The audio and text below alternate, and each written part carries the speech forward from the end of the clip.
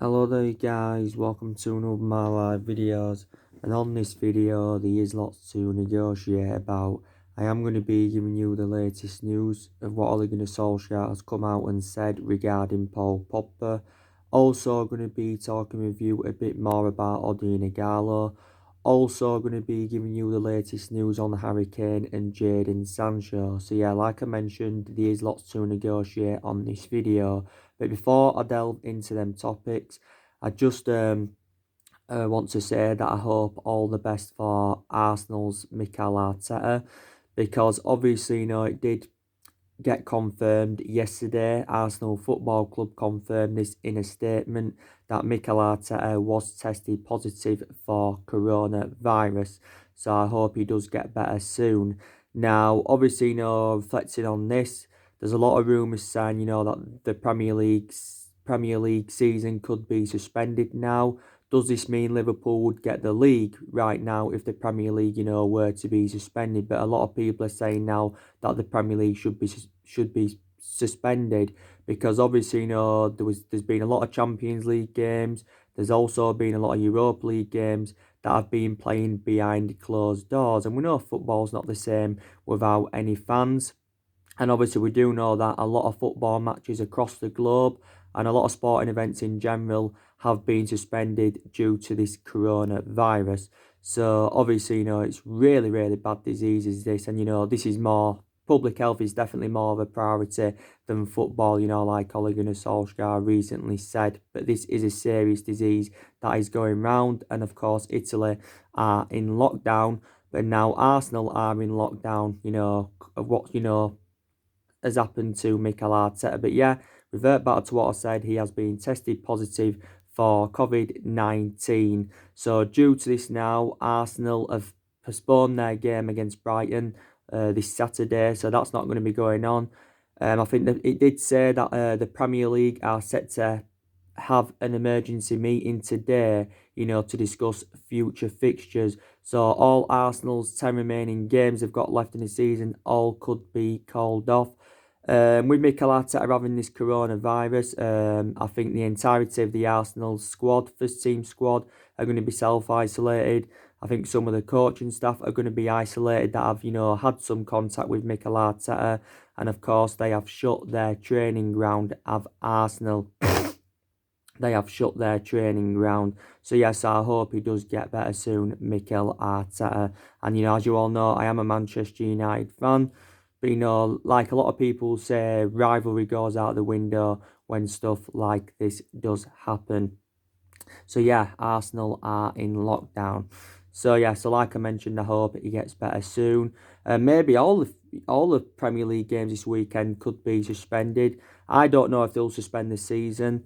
The Euros as well. They're likely to be cancelled. With this virus that's going around, and we know obviously, Britain's not in lockdown as yet, but it could come to that stage within the next month, because this disease is spreading like mad.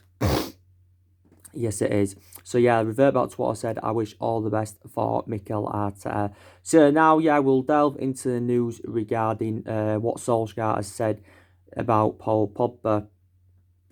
So reportedly, Ole Gunnar Solskjaer came out after our 5-0 win against Lask yesterday, and he's convinced that Paul Pogba will remain at Manchester United next season. Now, obviously, Paul Pogba came out earlier on this week, and he did say that, he's keen on staying at Manchester United because he does want to commit his long-term future with a football club.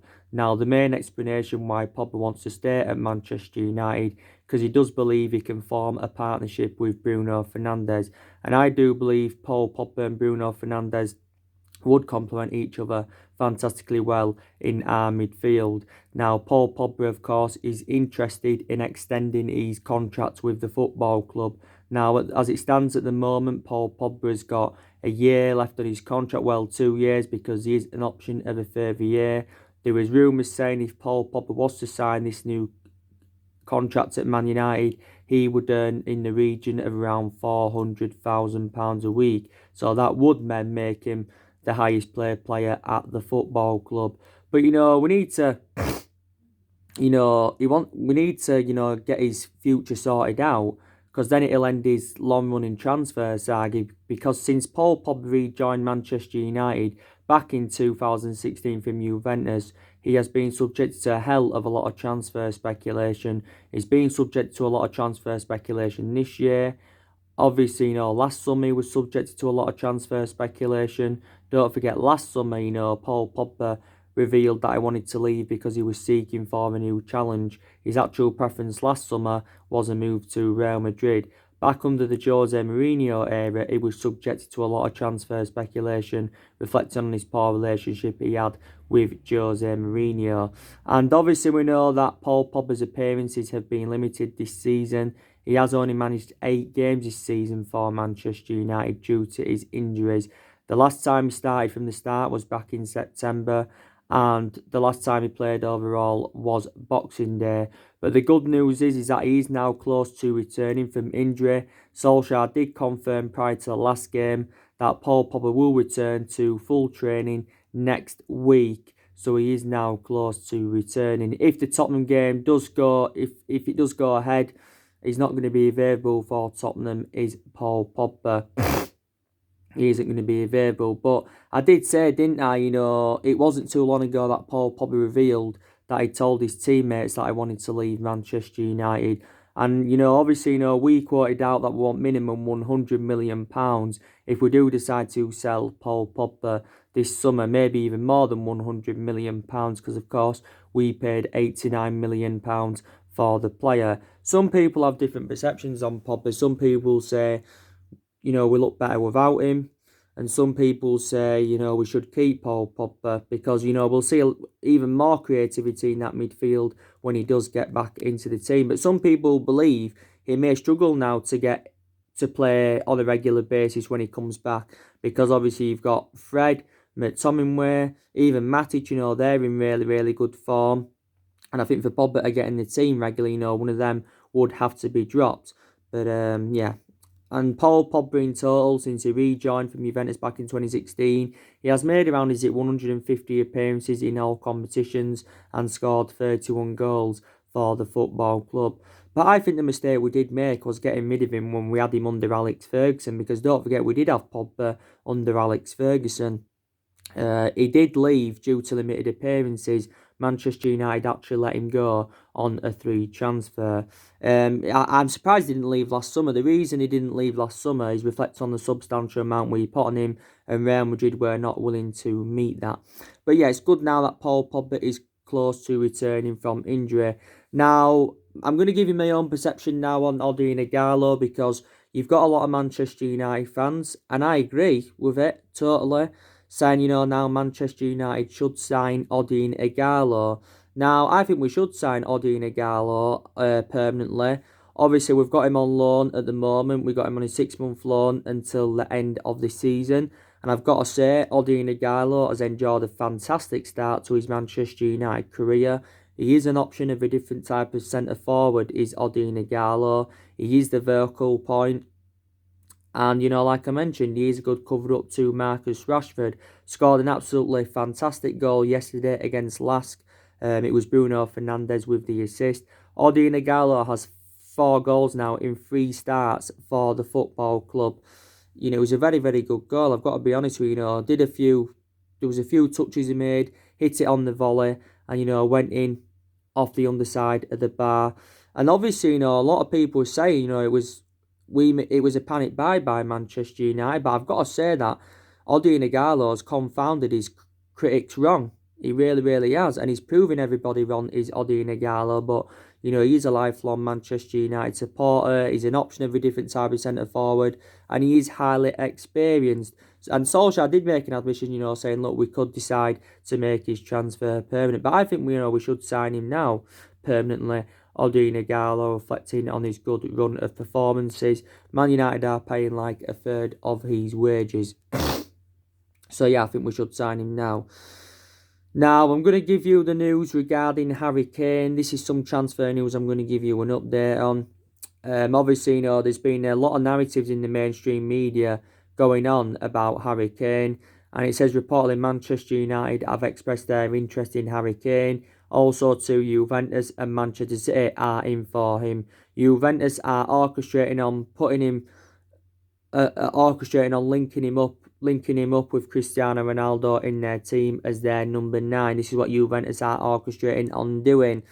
Now, obviously, it's been revealed how much Harry Kane would cost, and he would cost in the region of around £150 million. Kane's been talking because he came out the other week and he did say that, he's likely to leave Tottenham this summer because obviously he's not happy at Tottenham, is Harry Kane. Obviously, he's been out for a couple of months with a hamstring injury. Obviously, he said recently, he had been back in training at Harry Kane. But yeah, he's been a big miss for Tottenham. Obviously, he's been at Tottenham for several years. He's been at Tottenham for absolutely years, yeah. He's been in their senior squad since 2011. Since he made his debut back in 2011, Kane has gone on to score 181 goals in all competitions. I think he scored 17 goals this season in all competitions, despite the fact that he's been out with a hamstring injury. I think, he's frustrated with how inconsistent Tottenham are being, because obviously Tottenham are sitting, 8th in the Premier League. They're no longer in the Champions League because they got knocked out by RB Leipzig. Obviously, they're no longer in the FA Cup because they got knocked out by Norwich. And Tottenham can't win anything in terms of silverware this season. And the only thing they can hope for now is to either finish 4th or 5th, so they can get, obviously, qualification for the Champions League. But Harry Kane has not won anything in terms of silverware during his Tottenham career so far, and I think, this is what he's infuriated by. Back in the summer of 2018, Harry Kane had signed a new 6-year deal with Tottenham, so he's under contract with them until 2024, so now he's got 4 years remaining on his current contract, and he's around, 26, or is he 27 years of age now, Harry Kane, so he has still got a lot of years ahead of him. But, a lot of people believe that Harry Kane would be Man United standard, and he would complement our attacking line fantastically well. And I think if Man United were to get qualification for the Champions League, then that would convince Harry Kane to come to Man United. I've just said, City are in for him. Obviously, City are banned from the Champions League for the next 2 seasons. Like I mentioned, they have thrown a lot of money at the appeal. If City weren't to get this ban overturned, then maybe Harry Kane wouldn't go, because Kane's the type of player that wants to be in Champions League football. But yeah, so Juventus, Man United and Manchester City are in for Harry Kane. And if Tottenham fail to qualify anyway for European football, they've only got £50 million to spend this summer. But I do believe they do need to get rid of Jose Mourinho. But I think it did say that Ed Woodward's set to hold negotiations with Daniel Levy over possibly getting Kane to Man United this summer. As you all know, Daniel Levy is a hard negotiator. He's well proven for it. When it comes to, getting any of their players, he's a hard negotiator, or anything to do with Tottenham in general, he is a hard negotiator. But Daniel Levy, could be open to selling him, to generate more funds, because Tottenham will be only getting £50 million if they don't get any qualification for the Champions League, and they would generate a lot of money for Kane's departure. So that's the latest news on Harry Kane. So yeah, Man United, I think, do need a centre forward. Now, I'm going to give you the latest news regarding Jadon Sancho. Obviously, Jadon Sancho's are one of our number 1 priority targets for the summer transfer window. Now, a lot more stuff has updated about Jadon Sancho. So, I was reading reports yesterday, and the Borussia Dortmund CEO has come out and he's basically reiterated that, if Jadon Sancho wants to leave Borussia Dortmund, we will discuss a transfer. So this is what the Borussia Dortmund CEO has come out and said. Now, he came out the other week and actually insisted that Sancho was happy with Borussia Dortmund. But I think he wants to leave Borussia Dortmund, because I think Sky in Germany back in February, they confirmed that Jadon Sancho wants to leave Borussia Dortmund at the end of the season. Now, a lot of clubs have expressed their interest in him. Obviously, Chelsea, Real Madrid, Liverpool, Manchester United. so many clubs have attracted their interest in Jadon Sancho. Now, I think this season Jadon Sancho's been involved in around 36 goals. He's got 19 goals and provided 17 assists. I think in total, since his arrival at Borussia Dortmund, he has scored 31 goals in 89 matches, and now he's into his third season at Borussia Dortmund. And he has been dropped in a lot of games this season as Jadon Sancho. In his two previous seasons, he was very, very good though with Sancho. But Borussia Dortmund know from their perspective how much of an imperative player he is. But they'll look at it from a financial point of view and they'll go, look, we're going to make a huge profit on the player because we only paid £7 or £8 million in for Man City back in 2017. Jadon Sancho is going to cost minimum £100 million. Man United may have to pay £120 million to get Jadon Sancho on the board. So that means would make him our most expensive signing. And he did say Man United, would offer him around a £200,000 a week contract. This is what it basically said. And he's still got around 2 years remaining on his contract with Borussia Dortmund. But don't forget, Man United were relentlessly linked with Sancho last year. But the main explanation why we didn't get him last year is because, we wasn't in Champions League football. And a lot of people say we need Champions League qualification to get Jadon Sancho on the board. But yeah, I think he'd complement our attacking line really, really well.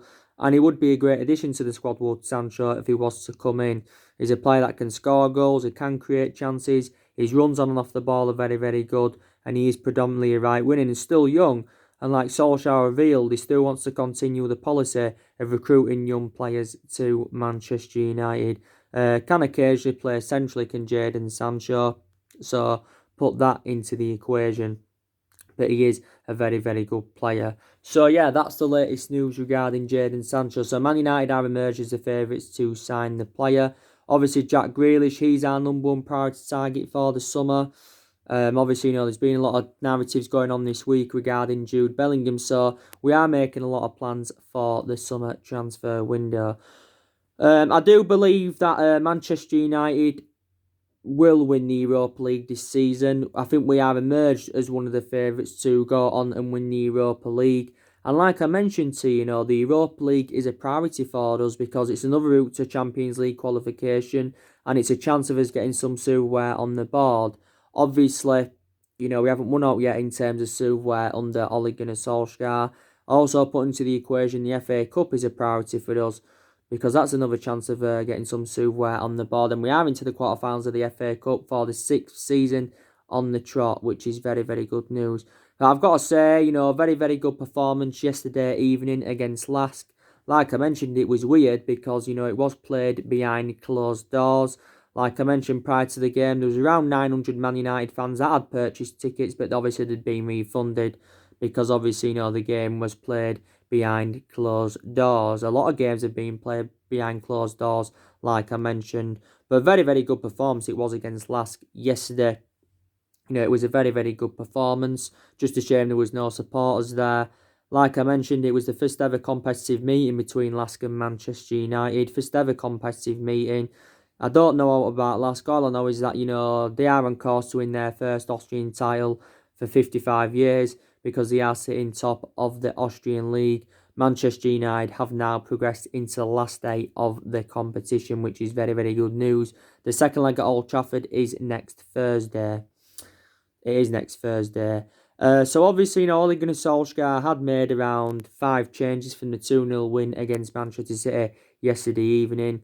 5 changes were made. We know there was no Wan-Bissaka involved. There was no Martial or Pogba involved. If the Tottenham game does go ahead on Sunday, we'll be hopeful that Martial can be back on Sunday. Wan-Bissaka should be back on Sunday. So let's just put that into the equation. But I thought we had a really, really good game yesterday. I thought Eric Bailly did really, really well at the back. It got confirmed, actually, that Eric Bailly had won more duels.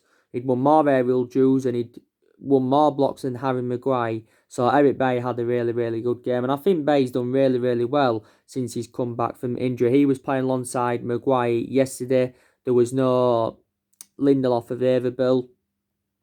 I also thought McTominay and Fred did really, really well in our midfield. They complemented each other fantastically well. And, like I mentioned with Fred, he's rejuvenated himself as a Manchester United player. Think since Solskjaer's come in, he just looked a total different player to how he was when we had him under Mourinho. But he never really got the opportunity under Jose Mourinho, did Fred, let's be honest. But he's doing really, really well. And we're getting the best out of him now.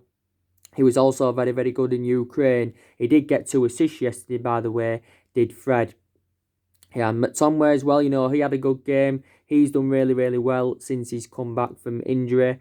I've probably got to say, the man of the match, I think it was actually, given to Ighalo. Scored a great goal. Also got an assist in the game. Fantastic player he is. Bruno Fernandes again, made a fantastic impact. Got an assist. That's his 4th assist now for Manchester United. And Bruno Fernandes is making the difference in the team. You've got to say he's making the difference in the team, is Bruno Fernandes. And Solskjaer is being urged to build a team around Bruno Fernandes. He's very instrumental. His decision making is very, very good. And it's just since he's come in, everything's changed. Our win ratios far superior to, the one we had, before Bruno Fernandes came in. But yeah, very, very good player. Definitely a very, very good player. And he's replicating now at Manchester United of what he did in his 2.5 years at Sporting Lisbon. But I've got to be honest, I think he's one of the best players we've purchased since the Ferguson era. And we've recruited over 30-odd players since the Alex Ferguson era. But yeah, like I mentioned, the goals were from Ighalo. His first goal was fantastic. Came off the inside of the crossbar. Took a few touches. The second goal was from Daniel James. I thought he also had a really, really good game, but he hasn't been so good in the last month, let's be honest. Daniel James's goal was very, very good, and that he said he's relieved Daniel James to end his goal drought because that was his first goal for Manchester United since the 31st of August. So that was good to see. Obviously, the third goal came from Juan Mata. Very, very good goal. It was an incisive pass from Fred to find Juan Mata, and it was a good finish from Juan Mata. And although Juan Mata's still going strong, and I know he's aging up now, and he has lost that yard of pace, but I think he's enjoyed a good career with Man United. This is now his 6th season with the football club. We paid around £40 million for him from Chelsea back in 2014. We did actually get Juan Mata under David Moyes. But yeah, he has lost that yard of pace, but had a good game yesterday. And obviously, Mason Greenwood and Pereira came on to score the 4th and the 5th goal. Good to see, 2 young ones score. Mason Greenwood's goal, very, very good. I think his goal came off the inside of the post. Did Mason Greenwood. Chon got the assist for that because Chon also came on in the game. And Pereira scored from long range, and that made it 5-0. So we scored twice in stoppage time. But yeah, very, very good performance by Manchester United. And, we are now in a good vein of form. We are unbeaten now in 11 games in all competitions. We are unbeaten. We have won 8 of those in this 11-game unbeaten run. We have drawn 3. We have scored 29 goals. We have only conceded 2. And we have kept 9 clean sheets. So it's good to see that also, we are keeping a lot of clean sheets. So that is very positive. And, this is our best run of form since Ole Gunnar Solskjaer was the interim manager. Of course, I think when he won his first 8 games as Manchester United manager and that. But yeah, we are doing really, really well now. But, we seem to be now playing as a team. We're playing as a unit. We're making them recovering runs. We're creating very, very good chances. Our football looks more expansive. And this is what, Manchester United do want to see. Don't get me wrong. I think, we still need around 3 or 4 signings this summer if we are to be title contenders. Solskjaer did recently reveal that he thinks we need around 3 signings to become title contenders. Obviously, Solskjaer did actually say he wants to get our transfer business done as soon as possible rather than wait until the summer because he does know with certain players it is a long process and it takes time, to negotiate with certain players. So he does want to make around 3 signings in the summer, does Solskjaer. Obviously, so far, Solskjaer's enjoyed 3 transfer windows at Manchester United.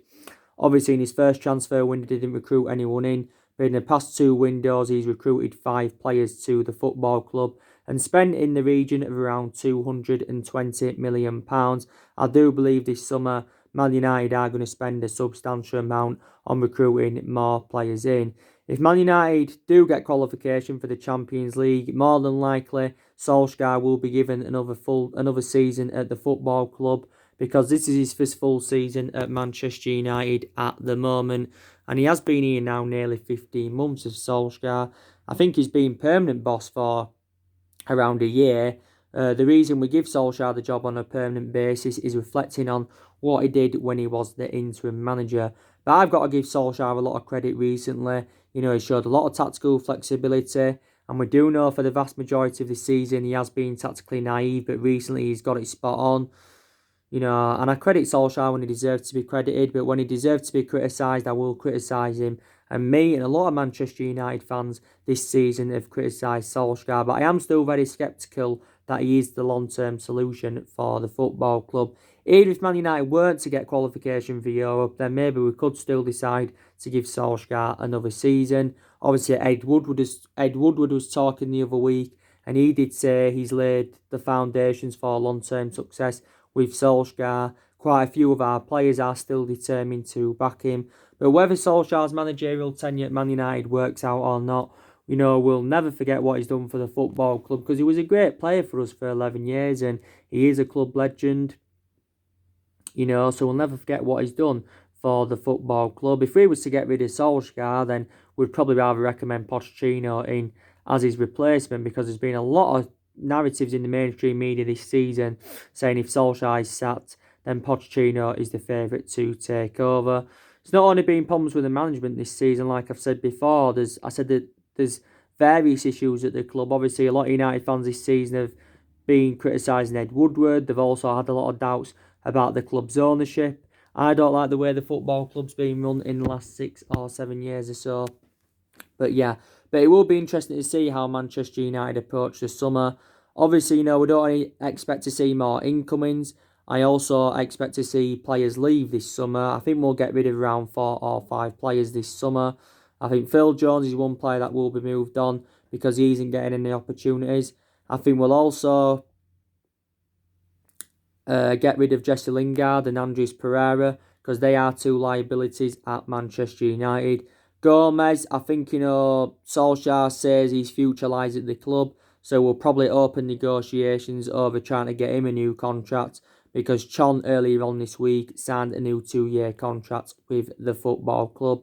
Chon and obviously, Gomez have been finding it hard to get minutes under their belt at Manchester United. And I did say when Solskjaer going to be convinced to give Angel Gomez, his opportunities. Possibly De Gea could leave in the summer, because obviously, there's been reports saying that Dean Henderson could become our number 1 goalkeeper, when he does come back from his loan spell with Sheffield United.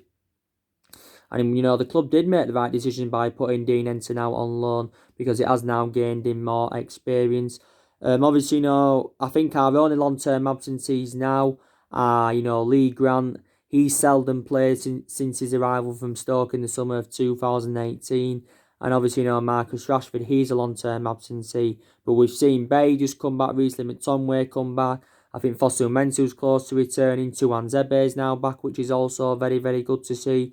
I think since Luke Shaw's come back, he's done really, really well. So he deserves a lot of credit, does Luke Shaw. Obviously,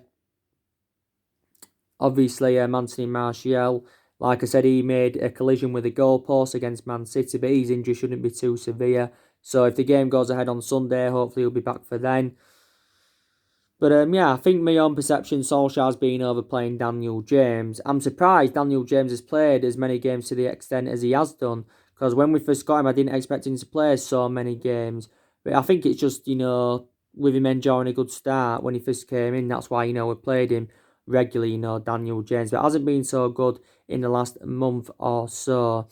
But in the game against Tottenham, if it goes ahead, Solskjaer will make changes from our 5-0 win against Lask yesterday in that.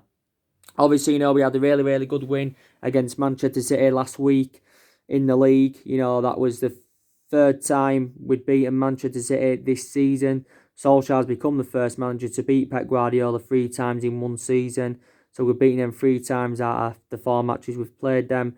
And it was the first time we'd done the double over them in the Premier League for a decade. But I've got to say, it was a good performance against Manchester City. And I just had a feeling we'd beat Man City, because like I mentioned, our record against elite opposition this season has been very, very good. We've registered 17 points. against, the big teams this season. We're beating City 3 times, we're drew with Liverpool, we're beating Tottenham, we're beating Chelsea 3 times, we're beating PSG, don't forget. So we've done really, really well against elite opposition. So that's something else I've got to credit Solskjaer for. And like I mentioned, from my own perception, we look more expansive with the 3-5-2 formation. I know on a regular basis this season, Solskjaer's been going with a 4-2-3-1 formation. From my own perception, that doesn't seem to suit our standards. We look much better with the 3-5-2 formation. But Solskjaer may believe from his own perception, it's more beneficial to go with the 3-5-2 in a big game, to be quite honest with you. But if the Tottenham game is on this weekend, I'm very convinced that Manchester United, will definitely win it if it's on. Because Tottenham are in a bad vein of form. They're sitting 8th in the Premier League and that. And obviously now they have got a lot of injuries. So this Sunday we're looking to beat Tottenham for... Solskjaer's looking to beat Tottenham for the 3rd time as a manager. Because, he's already beaten Tottenham twice since he came in. So that's everything to update you today, guys. Drop your comments, likes below on the channel. If you do, consider subscribe as always, and take care. God bless. See you all again very, very soon. Thanks for watching.